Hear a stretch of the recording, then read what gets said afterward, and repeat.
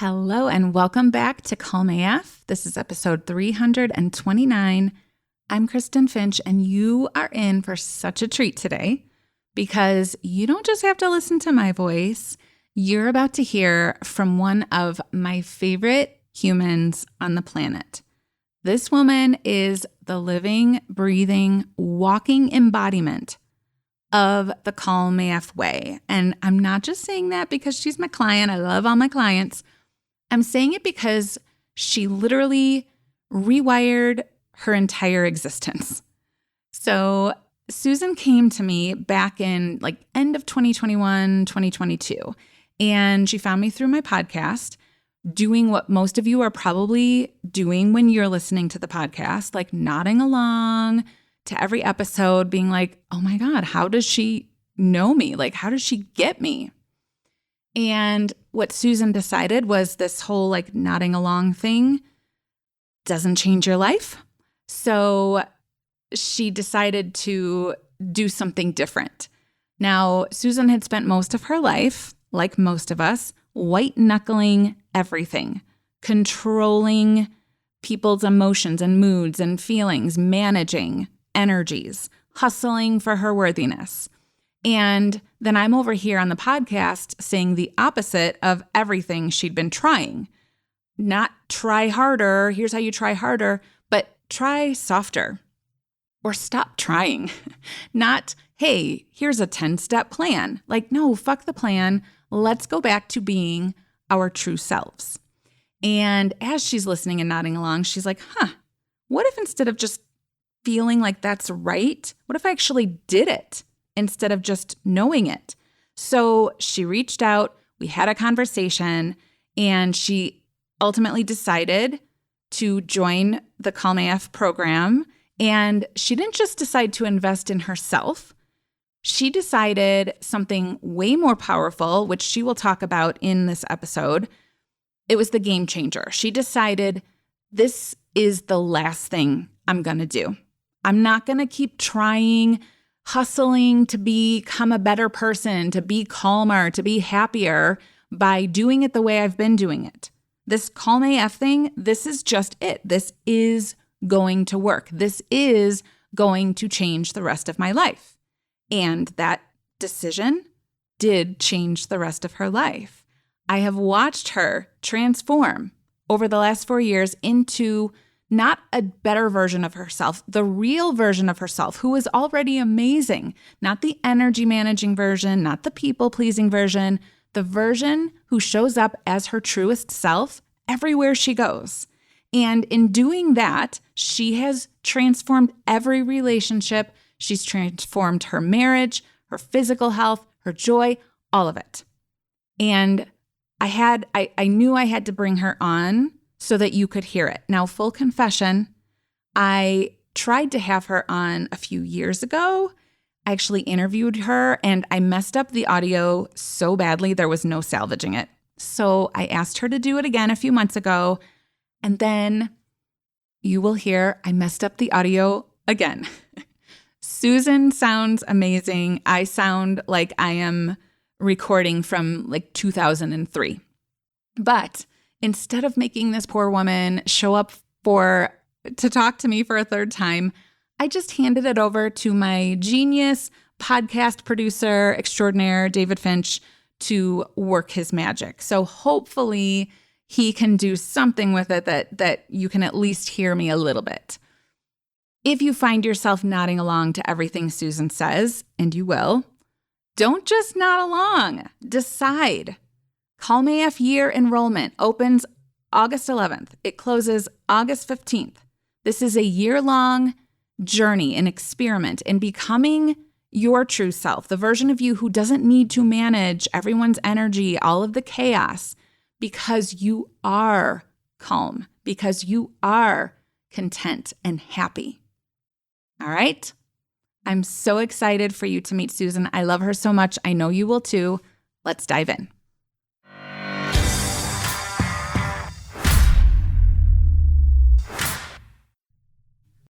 All right. I'm so glad to be here because it's just been such an amazing journey. I mean, I remember my initial call with you before one of your retreats. And I remember telling you, I can feel it in my soul that I need to be there and that this is the answer for the next part of my journey.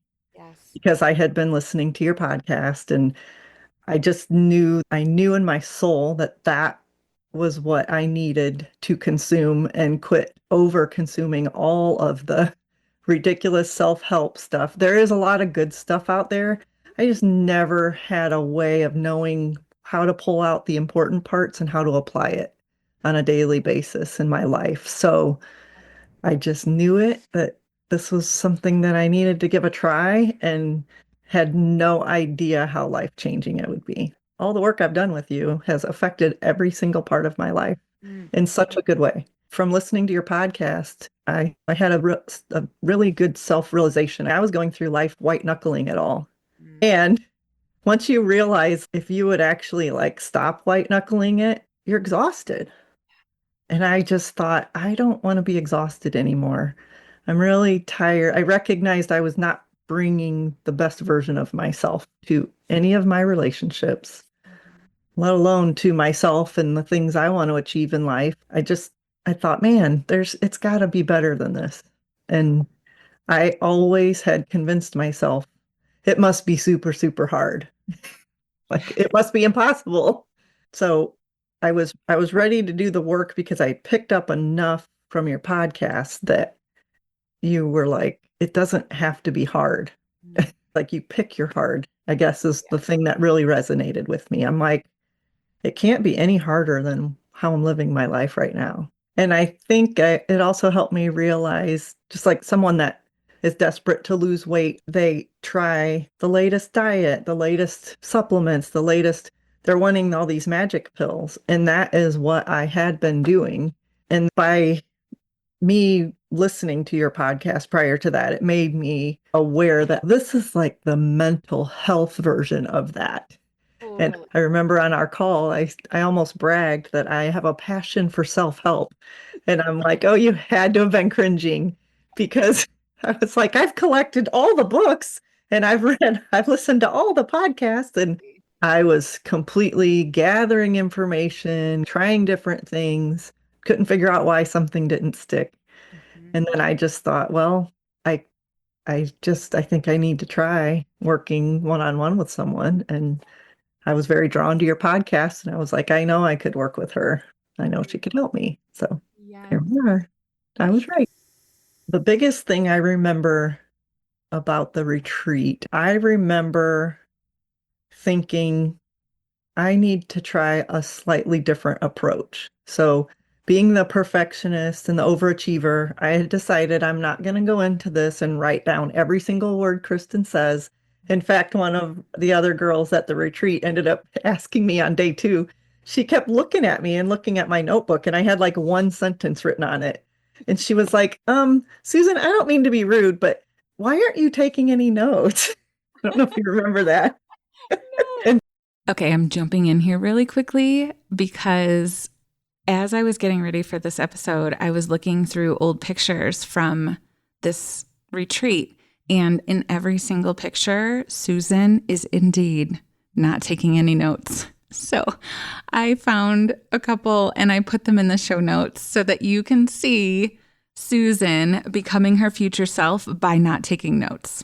Okay, back to the show. so I said, well, I am just trying to really take this information and absorb it into my soul. Looking back now, it also allowed me to connect with you, connect with the other people there at a very genuine, authentic level. Still friends with everyone that went there, And I also, like, I took the pressure off of myself of this has to work, this has to work. And it was more of a knowing, like, this is going to work. Woo, chills there, right? That is those thoughts sound very similar, right? This has to work. This is going to work. Mm-hmm. But the energy behind it is everything. Going into something like this has to work. It's all from desperation and urgency. Mm-hmm. The difference between this has to work and this is going to work. That is why you are here right now talking about this transformation that has happened over the last 4 years in every area of your life. Yep, for sure. Okay, so that was your difference in coming to the retreat. I'm going to do this different than I've ever done anything. I'm just going to show up and trust that that this is going to work. I can just be in it. And then you went home. And then what? Yeah, the reentry. Yeah. I mean, it's not like I was gone for 2 weeks, but it only took a few days. And to stay focused on the excitement of what my future self is going to be, it was a little bit of a challenge, but I was also relentlessly committed to it. What's the difference between hypervigilantly white knuckling and relentlessly committed? It means that I was prepared for some uncomfortableness and awareness that people around me are not going to be taking this journey with me. This is something I was doing for myself, knowing it was going to benefit all the people around me, especially my family.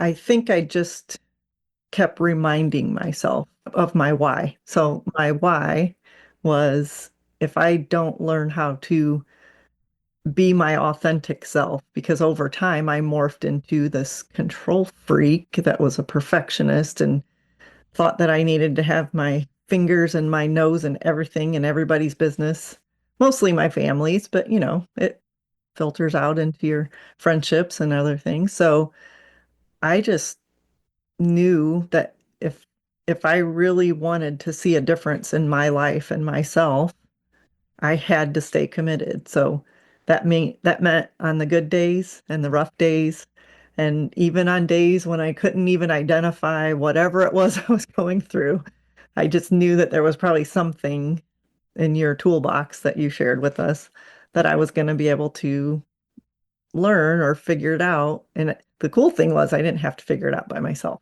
because we were having coaching calls and I was able to get coached on something if it really was something that was affecting me. But for the most part, I was still just trying to remind myself my mindset at the retreat was, you're committed to this.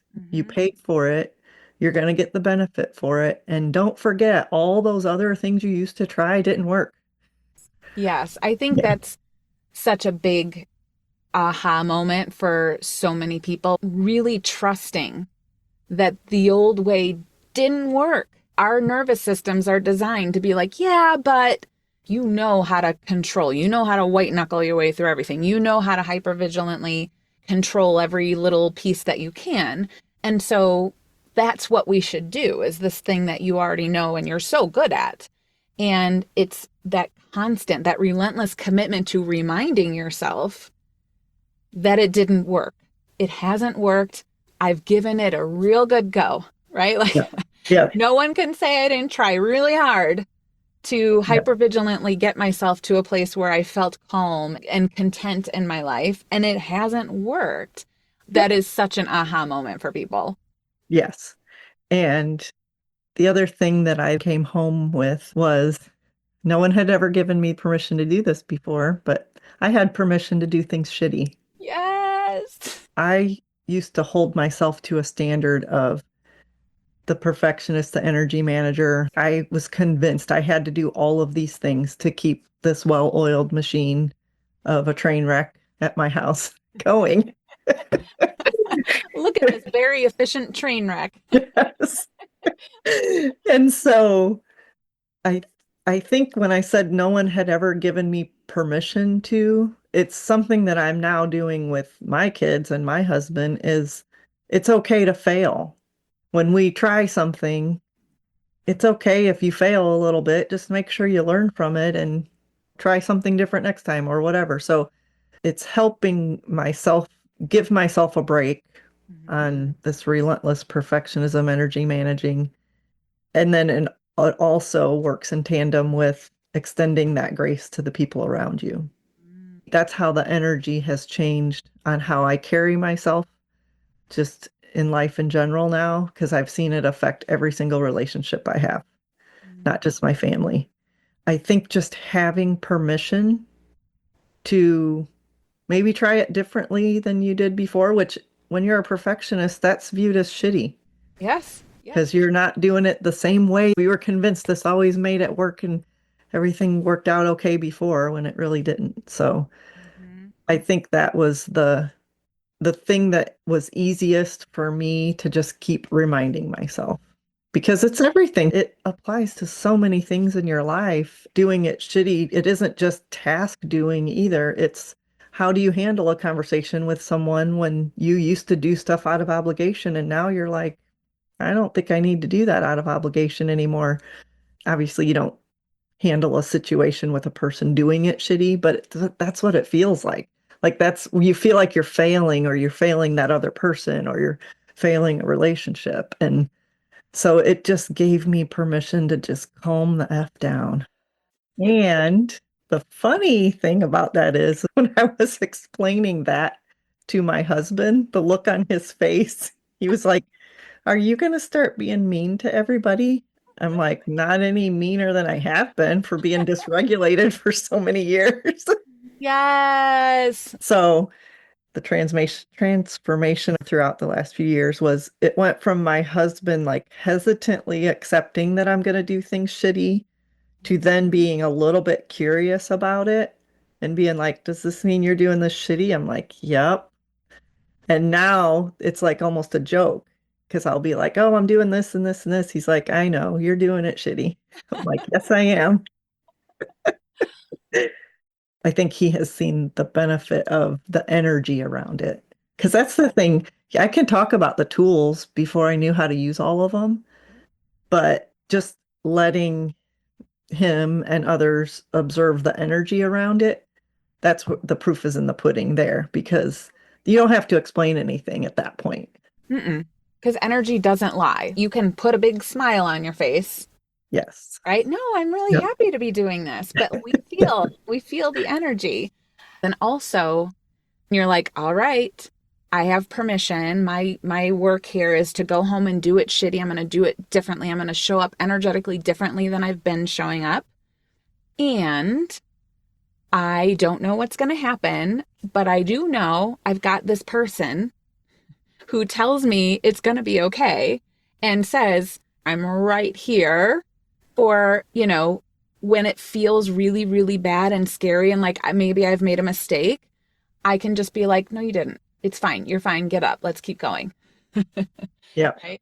I'm not a big coddler for sure, No. but And I love that though. One of my favorite questions you have ever asked me is, so what?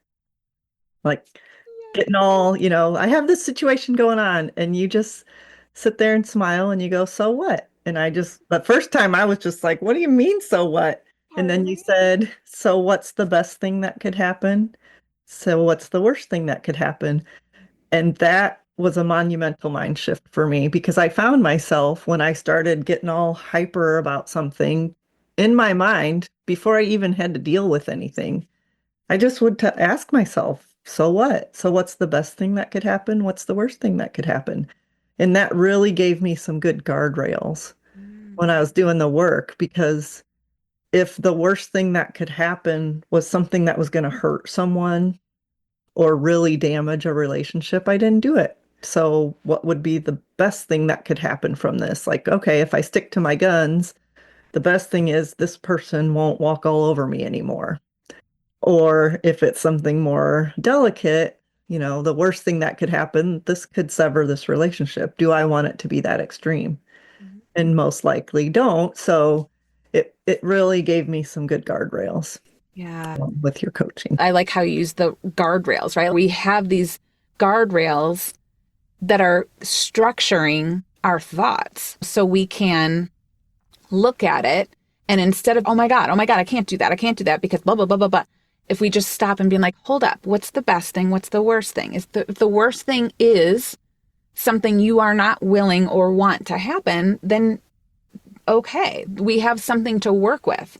But we keep it so abstract by just letting our thoughts run. I call it the unsupervised party. We think there's nothing we can do about it. But when you have a little structure, when you are supervising the party, you've got those guardrails instead of thinking that these thoughts just take over and what am I supposed to do?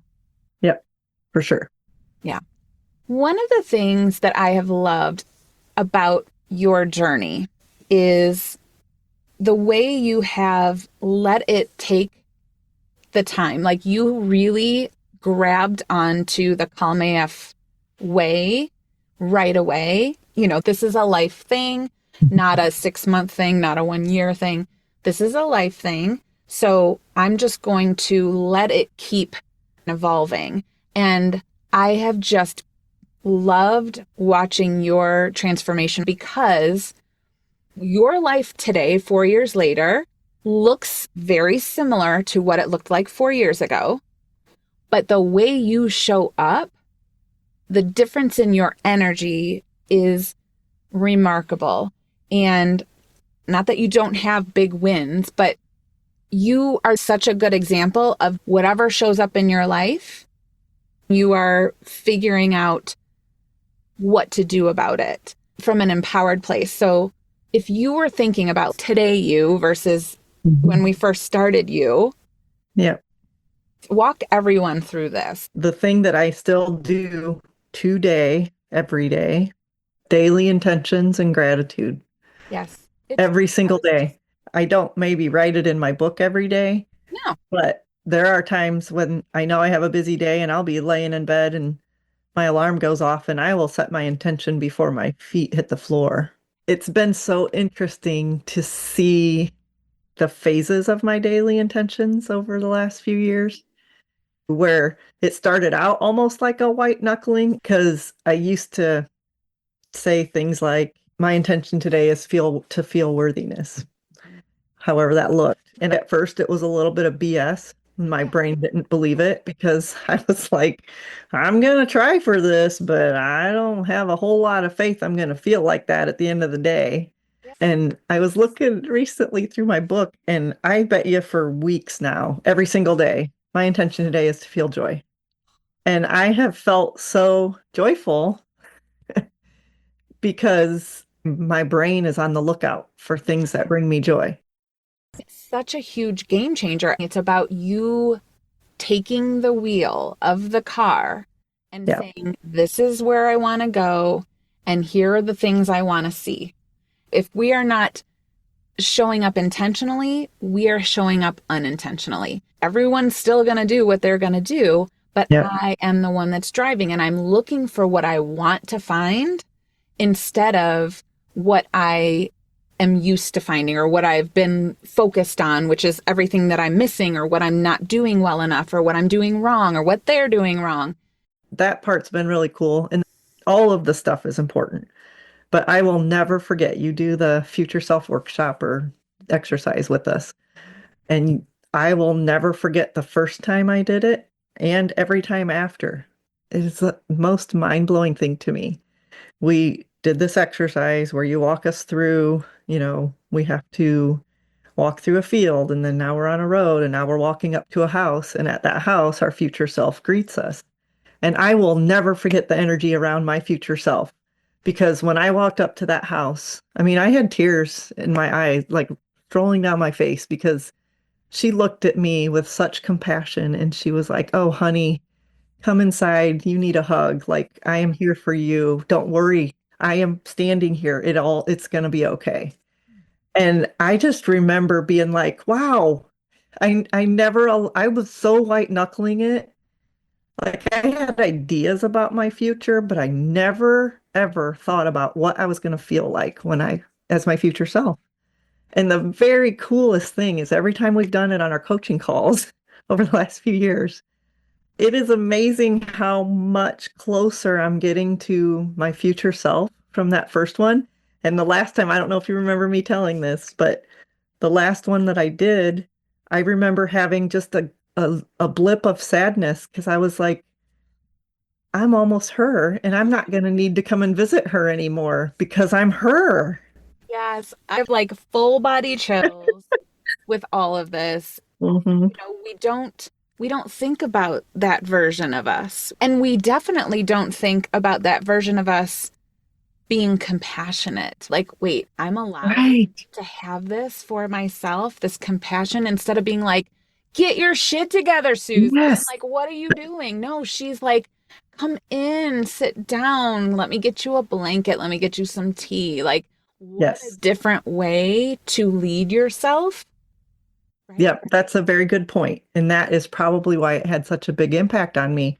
Because up to that point, it was just my little negative Nelly voice in my head trying to get me to get my crap together if I was going to have any semblance of a happy life. Not Yes. that I was And miserable, but that inner no, voice can be it's that brutal. energy, right? Yeah. Like, Yeah. I think I need to work harder and Yes. to be better and to do more in order for me to have a happy life. That's why I said at the beginning, your life looks pretty similar. You're in the same house, you're with the same husband, you got the same kids, you got, right? But Yep. who you are, how you show up, your energy is very, very different. And that's what we don't realize unless we actually pause and not just read a book about it, because we've all done that. We've all done the visualizations, but to actually be led through it and see that there is this other version of you who's like, I've been here all along. It's Yeah. just that version. She's mean Yeah. and she's loud. Yeah. And you keep listening to her. And Yes. I have been here all along. It's not about working harder. That's not what's going to make me feel happy. My situation, my circumstances don't have to change. I don't need a new house and a new husband and a new body and a new this in order to be happy. I can choose that based on how I'm talking to myself. And that relationship with the future self, I think, is so powerful Mhm. because your future self is just the Calm AF version of you. Yep. As you become that, then the relationship just deepens. It's kind of like like it's just me there Yeah. waiting for me. Yep. Is she at least got a different outfit on or something? Like, are we Yeah. dressing different? Hair going gray. Yeah, yeah. Yeah. So the future self was a big shift for you. What else? Oh, what's she gonna say? We will get to Susan's answer in the next episode. But you can just hear this is real, right? It's not someone trying to be calm. It's not someone who's trying to like, no, don't fix everyone else's feelings. Like she's just not doing that anymore. It's who she is. She stopped white knuckling everything. She stopped being an energy manager and started showing up as her real life future self. And that person has the same life on paper. She lives in the same house. She has the same husband. She's got the same kids and all of that. But how it feels is radically different. And in the next episode, she's going to talk about some of the other things, some of the big things in her journey, how she stopped trying to control everyone else's nervous system and finally regulated her own. She's going to talk about how those big, scary feelings that she always was trying to control, like guilt and grief, aren't actually that big and scary after all when you know how to feel them. And listen, if you are exhausted from really relating to Susan's story, you're like, yep. If you are tired of being the person that everyone depends on while you are barely holding it together, that is what we do inside Calm AF Year. You are tired of being anxious and overthinking everything and managing everyone else's shit while your own life feels like out of control. You want to wake up and actually like your life and not be anxious the second your eyes open. You want to stop surviving. That's what Susan did, and that is what is waiting for you in Calm AF Year. Enrollment will be open August 11th through August 15th. If you're still on the fence after hearing Susan's story and you're nodding along, but you're not ready to take action, you aren't ready for the program. I will just say that. The link for the interest list for Calm AF Year is in the show notes. Make sure you are on this list. That is where I'm going to be sharing very soon the details, the structure, the timing, the investment, all of that will be in that will be sent to the interest list. So make sure you are in that. The link is in the show notes. But let's just go ahead and make this year be the one that you stop managing everyone else's shit and start living your life, enjoying your life, and feeling content and calm and happy. All right? Okay. Thanks for listening. Go out there and do something fun. Go out there and find a good book, put on your favorite playlist. Go enjoy the rest of your day. I will see you right back here next week for part 2 of Susan. Thank you so much.